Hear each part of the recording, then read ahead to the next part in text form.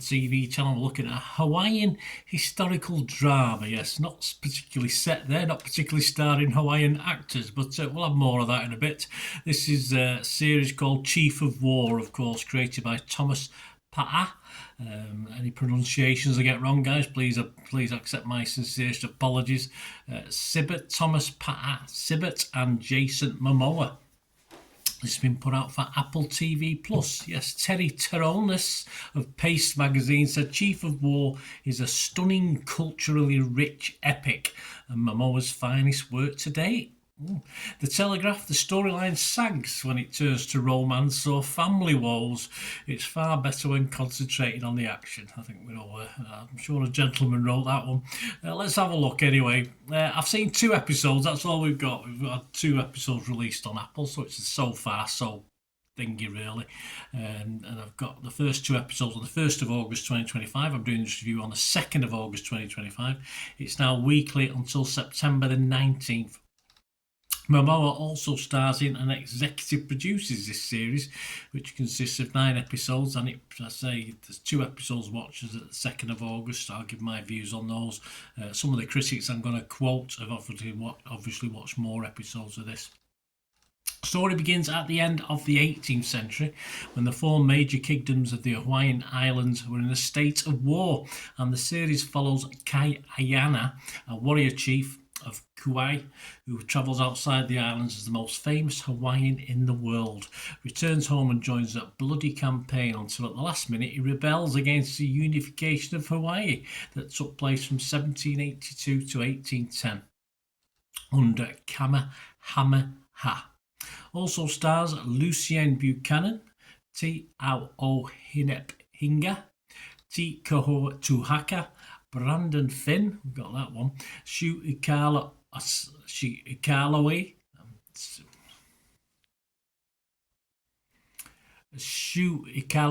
Mane Kinimaka, Romata Fox, Kila Kua Nui Paleka, Moses Goods, James Udorn, and Benjamin Hodges. Sorry about that, guys. Best I can do on that one. Right, I do miss epics, big old-fashioned battles. I mean, I've watched the 300 every now and again. I watch the original 300 Spartans every now and again. But I do miss these old-fashioned battles with spears and stones rather than guns and bombs.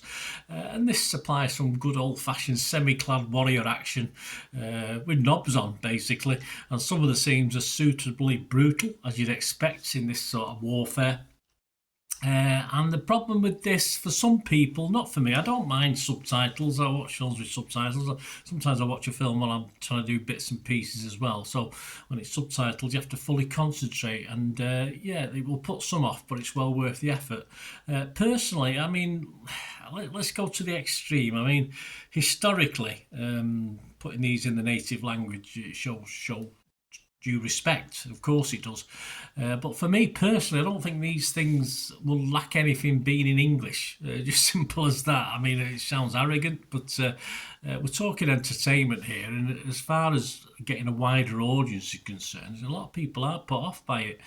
We can respect the culture and history of these countries, etc., and you don't, all right, you haven't got John Wayne pretending to be a Roman soldier, right, let's go to the extremes, but it's such an excellent thing. It's a shame that some people have been put off and missing out on it. And anyway, do you want to be real and respectful?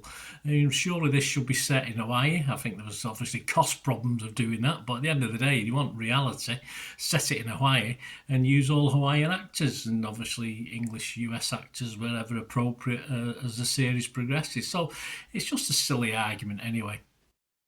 But away from the subtitles, the action, of course, the battle and fight scenes we have. There's a training camp there that even Private Benjamin and G.I. Jane would have struggled in. Yes, don't need any subtitles to engage in those action sequences. But there is plenty of reading needed. There's plenty of verbal going on in this, as one of the critics said at the start of this little vlog. When it gets away from the action, he didn't like it too much. But we have to know the rivalries, we have to know the families, the characters, the good, the horrible, the in-between. Who we're sticking up for. We have to learn what they're like, not just through the action sequences. And of course, these more verbal scenes, again, won't be to everyone's taste, as not just to read the subtitles, but people don't like too much words in an action series or historical drama. But one thing you do lose, of course, when you're reading subtitles is expressions. You lose the subtlety of actors' expressions, the nuances, if you like, of talking and what's being said, because you're so busy. I mean, I'm a quick reader. I can read quite quickly, but for me, it does take it a little bit away from the overall presentation of it, which is a great shame. But my episode 2, of course, we do have the nasty white men turning up with their fire sticks. I don't mean the Amazon type anyway. And I'm sure the sort of interruptions of these gentlemen will grow over time, as we can see from the end of episode 2. That'll add to even more petrol to the warring Hawaiian nation's fire, of course, with us lot turning up. And amidst it all, of course, it's New Zealand, it's not Hawaii, but we do have some great scenery. Though no hobbits in this one though. So if you don't want your hobbits, you're not going to get them in this one. Ben Travis from IndieWire said they remain laser focused on the big burgeoning war. A similarly single-minded approach could weigh down the show with less momentum, but Chief of War has such a strong engine in Momoa, his character and their shared daring. It rarely feels slow or stagnant. No, I think just a little bit. It does slow down a little bit with the verbal scenes. Robert Lloyd of the LA Times said it's clearly a passion project, and like many passion projects, it can go overboard at times, grow over stuff, not to say over solemn.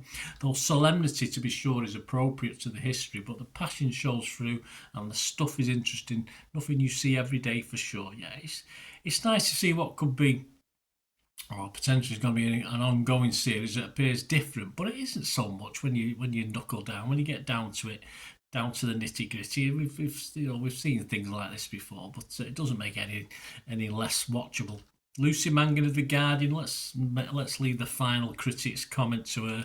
Compliments its attempt. She said it's a worthy endeavour, and if it occasionally feels too much like that, it does relax and gain confidence as it proceeds. As I said, many of the critics have seen more than just the 2 episodes I've seen. But the omens appear good based on this dramatic licensed epic, is what I call it. I mean, there'll be a lot of dramatic license, even in a historical drama like this, of course there is. And despite the series having initially been announced as a limited miniseries, Momoa and Sibbett stated in July 2025 that a second and third season could possibly be greenlit in September. Yeah, so I'll have to get my glasses out, reading glasses ready. Those nasty white men get more involved. I think they'll probably be needed less and less. Other scores on this: Rotten Tomatoes, 26 fresh, 3 rotten, 89% positivity. Rotten Tomato users are happy, 73% positivity. Metacritic, 72 out of 100, that's 14 positive, 6 mixed and no negative. So make that 15 there positives with me. I was fresh on Rotten Tomatoes as well. Internet Movie Database, just under 700 scores and reviews as I'm doing this, and it's getting an 8 out of 10, which is good. It's good. And personally, I'm going to give this a good 7 out of 10. I'm enjoying it. As I say, I think certain things could have been changed, but for what it is, I'm fine with it as 7 out of 10. I'm looking forward to watching more episodes over the coming weeks. Let me know what you think, guys. Great to have your opinions on this, your views on this, or anything to do with film and TV. And if you do enjoy the content that I put out and want to help support me, or just chat to me, or follow me on my various socials or ways of doing that, just keep watching and listening. Again, hope you enjoyed the feature, guys. Thanks for watching. Please, if you did enjoy the content, please like, give us a thumbs up, and if you've not already done so, press that subscribe button. If you've not already subscribed, that'd be wonderful. It's free to subscribe, absolutely free. Also, check out my social media links if you want to follow me on TikTok, Instagram, X, Facebook. They'll all be in the description below. And my special thanks to supporters of the channel, yes, Piat6505, who have an eBay shop selling film and TV memorabilia, including posters, books, magazines. There'll be a link again in the comments section. And if you're into your football, don't forget my football stuff on Manchester City for general football fans, but mainly City fans, of course. Or if you know someone who might enjoy that, give them a kick in my direction. I'll be very, very grateful. And as ever, guys, comments on this feature is wonderful. Anything to do with film and TV, it's always very, very welcome. It's great to talk film and TV. I thank you guys for your support. Stay safe, everyone.